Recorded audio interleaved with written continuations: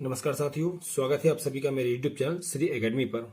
आज हम organic chemistry को स्टार्ट करने जा रहे हैं और आज मैं जो टॉपिक आपको पढ़ाने वाला हूं यह ध्यान रखेंगे आप लोग, यह है 11th और 12th दोनों ही क्लासों के बच्चों को कॉमन रूप से बहुत ज़्यादा हेल्पफुल रहेगा। तो हम ऑर्गेनिक केमिस्ट्री स्टार्ट कर रहे हैं। तो देखेंगे स्टूडेंट्स, सबसे पहला क्वेश्चन हमारा यही है कि ऑर्गेनिक केमिस्ट्री या कार्बनिक रसायन किसे कहते हैं। ध्यान से देखेंगे, मैं आपके लिए क्वेश्चन आंसर के फॉर्म में ये लेकर आया हूं, बहुत ही ज्यादा हेल्पफुल ये रहने वाला है आपके लिए। तो जब हम ऑर्गेनिक केमिस्ट्री पढ़ते हैं, हमारा पहला क्वेश्चन ही होता है कि ऑर्गेनिक केमिस्ट्री या कार्बनिक रसायन हम किसे कहते हैं।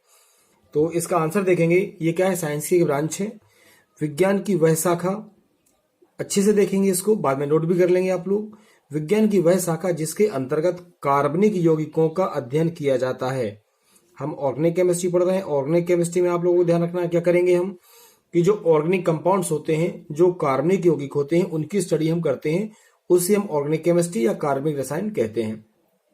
एक बार पढ़ने से आपको याद हो जाएगा कि विज्ञान की वह शाखा जिसके अंतर्गत क्या होता है, कार्बनिक यौगिकों का अध्ययन किया जाता है, उसे हम कार्बनिक रसायन कहते हैं। याद हो गया होगा आपको। क्या है इसका राइट आंसर? विज्ञान की वह शाखा जिसके अंतर्गत कार्बनिक यौगिकों का अध्ययन किया जाता है, उसे हम कार्बनिक रसायन कहते हैं। अब यहाँ पे आप लोगों ने देखा कि इस पूरे आंसर में नया वर्ड आया हमारा कार्बनिक यौगिक।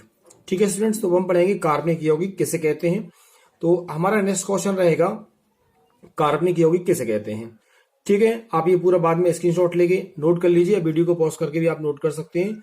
अच्छे से समझते हुए चले आप लोग कि कार्बनिक यौगिक किसे कहते हैं। तो कार्बनिक यौगिक की परिभाषा, डेफिनेशन क्या होगी देखें, वे यौगिक जो हमें जीवितों से प्राप्त होते हैं, जो लिविंग्स होते हैं ना, वे यौगिक जो हमें जीवितों से प्राप्त होते हैं तथा जिनमें सी बॉन्ड सी मीन्स कार्बन और कार्बन का, सी बॉन्ड एच कार्बन हाइड्रोजन और सी बॉन्ड ओ मीन्स कार्बन और ऑक्सीजन पाया जाता है, ऐसे यौगिक जो हैं वो हमारे ऑर्गेनिक कंपाउंड या कार्बनिक यौगिक कहलाते हैं। तो क्लियर हुआ स्टूडेंट्स, कार्बनिक रसायन की परिभाषा आप लोगों ने जान ली है कि विज्ञान की वह शाखा जिसके अंतर्गत क्या होता है, कार्बनिक यौगिकों का अध्ययन किया जाता है।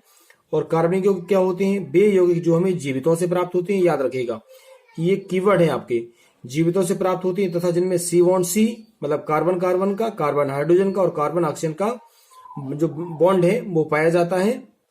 यहाँ पे आप लोग बंद भी लिख सकते हैं ना, बंद या बॉन्ड पाया जाता है, ऐसे यौगिक जो है कार्बनिक यौगिक कहलाते हैं। कुछ नोट पॉइंट भी मैंने आपके लिए यहाँ पे शो किए हैं, तो देखेंगे नोट पॉइंट हमारे लिए इंपॉर्टेंट है। कार्बनिक यौगिकों के बारे में सबसे पहले आपको ध्यान रखना, लेवेजियन ने अपना कॉन्सेप्ट दिया था।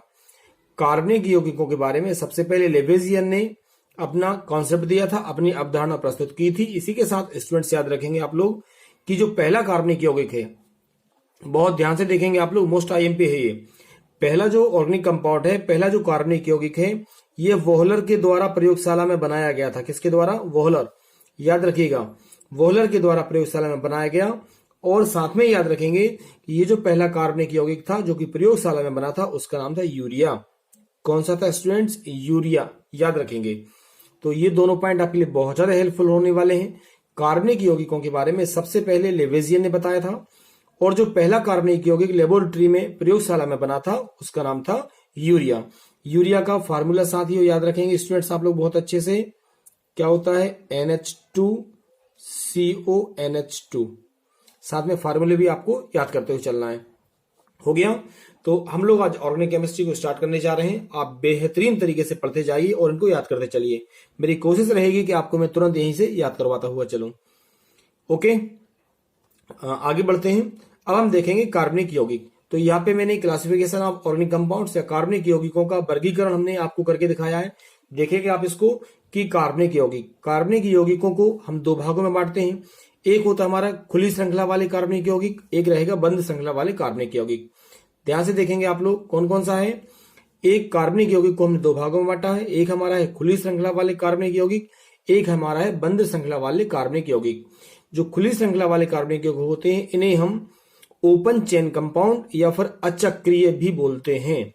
जो बंद श्रृंखला वाले होते हैं, इन्हें क्लोज्ड चेन कंपाउंड या फिर चक्रीय यौगिक भी कहा जाता है। ठीक है, आगे बढ़ते हैं। ध्यान से देखेंगे आप लोग, जो ओपन चेन कंपाउंड होते हैं या खुली श्रृंखला वाले यौगिक हैं, याद रखिएगा स्टूडेंट्स, इन्हें हमने दो भागों में बांटा है। एक होता है संतृप्त और एक होता है असंतृप्त। संतृप्त में आपका आएगा एल्केन, जबकि असंतृप्त में आता है एल्कीन और एल्काइन। अच्छे से याद रखिएगा, कार्बनिक यौगिकों को हमने दो भागों में बांटा है, खुली श्रृंखला वाले यौगिक और बंद श्रृंखला वाले यौगिक। खुली श्रृंखला वाले जो यौगिक हैं इनको हम दो भागों में बांटते हैं, संतृप्त और कौन सी याद रखेंगे आप लोग, असंतृप्त। ठीक है, संतृप्त और असंतृप्त। संतृप्त में एल्केन आता है, आगे पढ़ाएंगे, आपको ध्यान रखना। संतृप्त में एल्केन में क्या होता है, सिंगल बॉन्ड रहता है, एल्कीन में आपका डबल बॉन्ड रहेगा और एल्काइन में ट्रिपल बॉन्ड होता है। इनको हम आगे पढ़ने वाले हैं। अब हम देखते हैं बंद श्रृंखला वाले या चक्रीय यौगिकों के बारे में। तो याद रखना, बंद श्रृंखला वाले यौगिक होते हैं, इसको पुनः हमने दो भागों में बांटा है, एक समचक्रीय और एक विषमचक्रीय। क्लियर। समचक्रीय को हम पुनः तीन भागों में बांटते हैं, एलिसाइक्लिक, एरोमेटिक और हेट्रोसाइक। ये हेट्रोसाइक्लिक है, याद रखिएगा, हेट्रोसाइक्लिक। क्लियर है। तो आप वीडियो को पॉज करके या फिर स्क्रीनशॉट लेके इसको नोट कर लीजिए। याद रखेंगे, एक बार फिर से आप लोग देख सकते हैं पूरा कि हमने क्या पढ़ा अभी तक। हमने सबसे पहले पढ़ा स्टूडेंट्स कार्बनिक रसायन किसे कहते हैं। तो विज्ञान की वह शाखा जिसके अंतर्गत कार्बनिक यौगिकों का अध्ययन किया जाता है उसे हम कार्बनिक रसायन कहते हैं। कार्बनिक यौगिक की परिभाषा आपने देखी, वे यौगिक जो हमें जीवितों से प्राप्त होती है तथा जिनमें carbon carbon, carbon hydrogen, carbon oxygen बंध पाया जाता है, ऐसे यौगिक जो है कार्बनिक यौगिक कहलाते हैं। कार्बनिक यौगिकों के बारे में आपको दो कीवर्ड मैंने यहाँ पे बताए थे, नोट पॉइंट है। कार्बनिक यौगिकों के बारे में लेवेजियन ने सबसे पहले अपनी अवधारणा को प्रस्तुत किया था। साथ में सबसे पहला जो यौगिक है कार्बनिक, वो यूरिया बना था, जिसे प्रयोगशाला में वोलर के द्वारा बनाया गया था। ठीक है स्टूडेंट्स, अब हम आगे बढ़ते हैं। देखेंगे आप लोग कि जो हमने पूरा चार्ट बनाया था, उस चार्ट के आगे आपने देखा था कि जो कार्बनिक यौगिक होते हैं उन्हें हमने दो भागों में बांटा है। पहला हमारा कौन सा है, खुली श्रृंखला वाले यौगिक। ध्यान से देखेंगे आप लोग, खुली श्रृंखला वाले यौगिक जिसे कि हम अचक्रीय बोलते हैं, ओपन चेन कंपाउंड। कार्बन परमाणुओं की इनमें खुली श्रृंखला पाई जाती है। तो देखेंगे आप लोग, वे यौगिक जिनमें कार्बन परमाणुओं की खुली श्रृंखला पाई जाती है। देखेंगे आप लोग, तुरंत आपको याद होते हुए चलेगा, वे यौगिक जिनमें कार्बन परमाणुओं की खुली श्रृंखला पाई जाती है, खुली श्रृंखला वाले या अचक्रीय यौगिक कहलाते हैं। आपको तुरंत याद हो गया होगा। क्या याद रखना है आपको, वे यौगिक जिनमें कार्बन परमाणुओं की खुली श्रृंखला पाई जाती है, खुली श्रृंखला वाले या फिर अचक्रीय यौगिक कहलाते हैं। एग्जाम्पल देखेंगे, जैसे कि यहाँ पे देखेंगे CH3 bond CH3, CH3 bond CH2 bond CH2 है ना, यहाँ पे भी आप CH3 कर सकते हैं, ये CH3। तो इसको आप देखेंगे, ये क्या है, यहाँ पे क्या है, ये कार्बन परमाणुओं की खुली श्रृंखला है। कैसे स्टूडेंट्स, खुली श्रृंखला है। तो खुली श्रृंखला वाले यौगिक याद हो गया, वे यौगिक जिनमें कार्बन परमाणुओं की खुली श्रृंखला पाई जाती है, खुली श्रृंखला वाले या फिर अचक्रीय यौगिक कहलाते हैं। यहां से देखिए, ये जो खुली श्रृंखला वाले यौगिक हैं, यह दो प्रकार के होते हैं। अभी आपको बताया था कौन कौन से, संतृप्त और असंतृप्त। कौन कौन से होंगे स्टूडेंट्स, संतृप्त और असंतृप्त। तो आप ध्यान से देखेंगे, यहाँ पे ये जो चार्ट है ये बहुत ज्यादा हेल्पफुल होने वाला है आपके लिए। इस पूरे चार्ट को आप बहुत ज्यादा अच्छे से समझिए। देखेंगे आप लोग कि ये दो प्रकार के होते हैं, कौन कौन से, संतृप्त और असंतृप्त। ठीक है, कौन कौन से, संतृप्त और असंतृप्त। और आपको हमने लास्ट में अभी थोड़ी देर पहले बताया था कि ये जो संतृप्त होता है इसमें क्या आता है हमारा, एल्केन। क्या आता है, एल्केन आ जाता है। जबकि असंतृप्त में हमारा क्या क्या आता है, एल्कीन और एल्काइन। ये किस में आते हैं, असंतृप्त में। आपको बताया था मैंने कि एल्केन में सिंगल बॉन्ड आता है, एल्कीन में डबल बॉन्ड आता है, एल्काइन में ट्रिपल बॉन्ड आता है। तो देखेंगे आप लोग किस तरीके से, देखिए अगर मान लीजिए ये जो हमारी कुछ नंबर्स होते हैं जिन्हें कि हम अच्छे से याद रखेंगे। सबसे पहले हमारा जैसे कि मैथ एथ, यहां से ध्यान रखिए ये मैथ है। ठीक है, तो meth eth prop but pent hex hept oct non और डेक, नंबर 10 तक आपको ये नंबर्स अच्छे से याद होना चाहिए। यहां से आप देखेंगे ये टेबल, यहां से एल्केन है, एल्कीन है और एल्काइन है। इनके फार्मूले आपको याद करना है। एल्केन का फार्मूला क्या होता है स्टूडेंट्स, CnH2n+2। याद रखिएगा, एल्केन का फार्मूला क्या हो जाएगा, CnH2n+2। जबकि एल्कीन का फार्मूला क्या होगा, यहां से याद रखिए Cn है ना, CnH2n क्या हो जाएगा, CnH2n। और यहां से आपको याद रखना है ये क्या हो जाएगा आपका, एल्काइन में CnH2n-, ठीक है ना, CnH2n-2। ये आप लोगों को बहुत ज्यादा अच्छे से याद रखना है स्टूडेंट्स। तो क्या हुआ, एल्केन, एल्कीन और एल्काइन, इनके फार्मूले CnH2n+2, CnH2n और CnH2n-2। ये सूत्र याद रखिएगा। साथ में आपको याद रखना है स्टूडेंट्स, एल्केन में सिंगल बॉन्ड आता है, एल्कीन में डबल बॉन्ड आता है और एल्काइन में आपका ट्रिपल बॉन्ड आता है। क्लियर। अब आपको फार्मूले कैसे बनाने हैं, ये फार्मूले आपको बनाना है। ये फार्मूले आप बनाना सीख सकते हैं। कैसे सीखेंगे, साथ में आपको याद रखना है एल्केन। अगर हम इनके सफिक्स की बात करेंगे तो एल्केन, इसमें क्या निकलता है एन। एल्कीन सफिक्स क्या निकल रहा है इसका इन। एल्काइन तो सफिक्स क्या निकल रहा है आइन। ठीक है स्टूडेंट्स, अब हम इसको सॉल्व करते हैं। तो ये फार्मूले बनाना आपको आना चाहिए। फार्मूले आप किस तरीके से बना सकते हैं देखें, ध्यान से देखेंगे आप लोग। जैसे मान लीजिए मैं आपको एक समझा देता हूं, यहां से ध्यान से समझेंगे आप लोग। अगर माने कि यहाँ पे जो एन है ना, इस एन का मतलब होता है नंबर ऑफ कार्बन्स, कार्बन की संख्या। अगर मान लीजिए हम एल्केन को देखते हैं, ध्यान से देखेंगे आप लोग। अगर हम यहाँ पे एल्केन को समझेंगे तो एल्केन का भी फार्मूला ये लिखा हुआ है। एल्केन का हमारा फार्मूला क्या है, CnH2n+2। अगर मान लीजिए हम n की वैल्यू कितनी रखते हैं 1, ध्यान से देखेंगे आप लोग। अगर हम n की वैल्यू 1 रखते हैं तो यहाँ पे हमने क्या लिखा C1H2, यहाँ इंटू होता है बीच में, यहाँ पे हमने 1 और यहाँ पे हमने क्या लिखा ये 2। समझ रहे हैं आप लोग अच्छे से। एल्केन का सूत्र क्या, हमने पहले एल्केन का सूत्र लिखा CnH2n+2। इसके बाद n की वैल्यू हमने कितनी रखी, यहाँ पे हमने 1 मान लिया। तो हमारे पास क्या आया C1H2 इंटू, यहाँ पे कुछ नहीं तो इंटू होता है, n की जगह हमने 1 लिखा और यहाँ पे हमने लिखा 2। इसको सॉल्व करेंगे तो देखिए 1 को हम लिखते नहीं है। अब H 2 का 1 में इंटू करोगे तो 2 1 2 और 2 2 कितने होते हैं 4, तो CH4 आपका फार्मूला क्या निकला स्टूडेंट्स, CH4 क्या निकला CH4। अब हमने n की वैल्यू कितनी ली थी 1, मतलब हमने पहले कार्बन को लिया था। तो यहाँ पे आप देखेंगे C1, तो इसको हम क्या बोलते हैं मैथ। अगर हम 1 लेते हैं तो हमने यहाँ पे 1 लिया तो इसको हम क्या बोलेंगे मैथ। तो ध्यान से देखेंगे आप लोग, यहाँ पे हमने क्या लिया, ये हमने लिया मैथ। प्लस हम एल्केन पढ़ रहे हैं, एल्केन का हमारा सफिक्स क्या होता है n, ये देखेंगे आप क्या होता है n। तो मैथ प्लस हमने क्या लगी यहाँ से n, इनको हम जोड़ेंगे तो क्या बनेगा, यहां से बनेगा हमारे पास मेथेन। क्या बनेगा मेथेन। तो याद रखिए ये जो हमारा पहला कंपाउंड बना है इसका नाम क्या हो जाएगा, इसका नाम हो जाएगा मेथेन। क्या नाम होगा इसका, मेथेन। क्लियर। एक और देखते हैं आइए। अगर मान लीजिए यहां से हम n की जगह अभी हमने 1 लिया था, अगर हम 2 लेते हैं, फॉर्मूला हमारा यही रहेगा।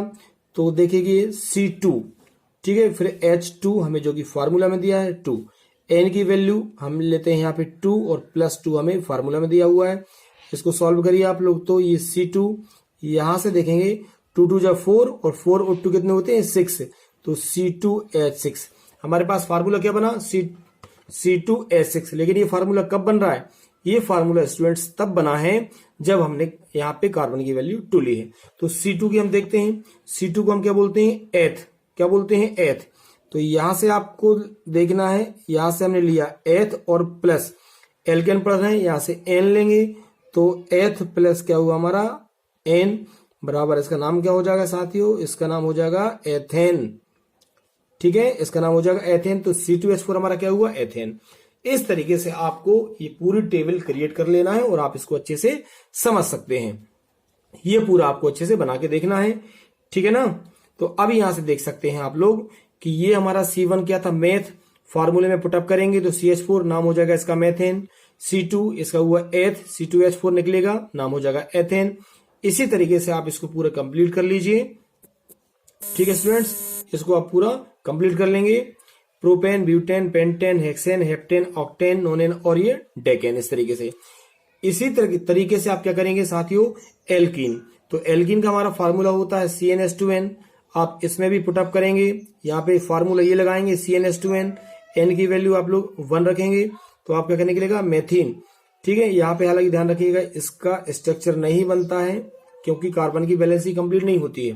तो आप इसको यहाँ से कंप्लीट करना शुरू करेंगे।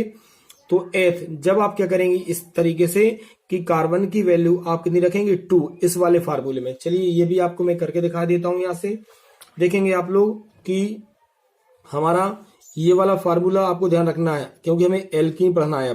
तो फार्मूला हमारा क्या होता है, हमारा फार्मूला होता है CnH2n। कार्बन की वैल्यू हम यहाँ से 2 लेंगे तो C2, यहाँ से हमने H2, n की वैल्यू 2 लेंगे तो सॉल्व करेंगे, C2 आ जाएगा, 2 2 जा 4 तो C2H4।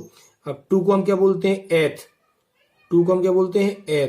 प्लस आपने देखा इन, इसका सफिक्स क्या निकल रहा है हमारा इन। तो एथ प्लस इन हमारा क्या हो जाएगा स्टूडेंट्स, ये बनेगा एथीन। क्या बनेगा एथीन। तो ये जो C2H4 है इसका नाम क्या हो जाएगा साथियों, एथीन।